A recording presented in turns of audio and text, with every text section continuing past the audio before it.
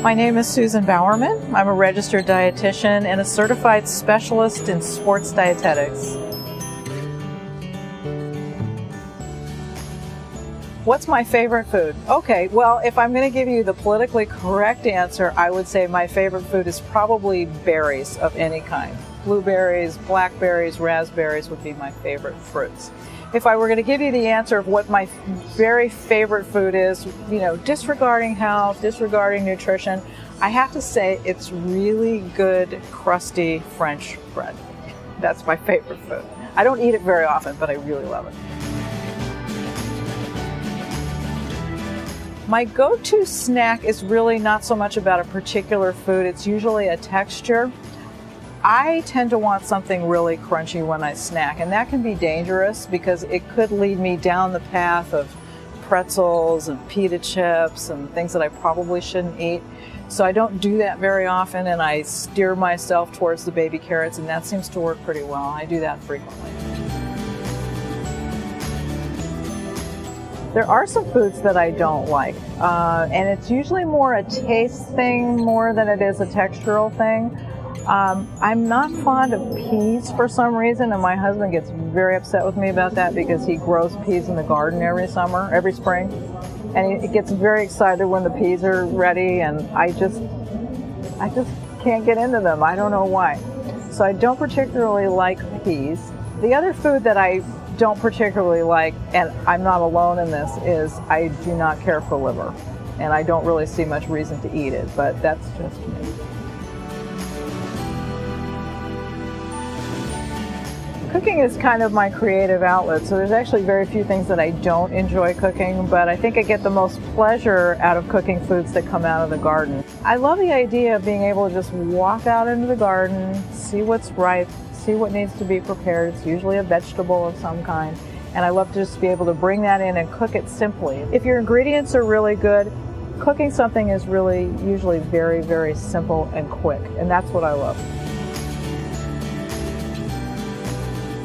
When people tell me that they think cooking is complicated or it takes too much time, that's where I tend to disagree, because I think if you have fresh ingredients and you have things that are picked at their peak, they really don't require that much in terms of preparation and seasoning because they're just so good on their own, and that's as good as it gets. Family meals in our house, my kids are grown now, but when the kids were growing up, we had family meals every night. I really insisted on it, and it was really important to me. I guess I was fortunate in that my kids didn't have an abundance of evening activities, so they were usually home. And I think everybody really enjoyed coming together at night. I cooked something each night. In terms of meals, sometimes they were simple, sometimes on the weekends when I had more time might be a little bit more elaborate, but the point was that we all would sit down and eat a meal together. It was well balanced. I made a salad every night because that's what my mom did when I was growing up. And we always had fruit for dessert. And usually I would put the foods out in the kitchen, and everybody, when they were old enough to be able to do so, served themselves, brought it to the table. And it was our time to sit together and talk and just enjoy family time. I think what was important to us was just to be able to sit down and eat dinner together every night. And even though my kids are grown, our son still eats with us very often. Our daughter and son-in-law come over and eat dinner with us pretty regularly. So apparently that habit's been established, and I'm expecting that they will do the same thing with their families too. Kids do love sweets, there's no question about it, and I think one of the things that's really helpful for parents to understand is that if you can keep things that are reasonably safe around for kids to eat and teach them to gravitate towards the healthier sweets, that's a really good strategy. I don't think my kids ever really felt deprived, and I don't think we had a lot of high-calorie foods in the house. I mean, there were frozen fruit bars in the freezer, and there were graham crackers in the snack drawer. So they had some goodies to eat, but I think they were reasonably healthy. As far as high-calorie desserts, sure, if they went to a birthday party and there was something there, that's fine. I let them eat it. I think it was better to keep it kind of normal. In other words, you go to a birthday party, that's what people do. I don't think they ever overindulged just because they didn't have rich, high-calorie desserts at home. I think they went to birthday parties, they enjoyed a few bites of cake, and that was it. It was pretty low-key.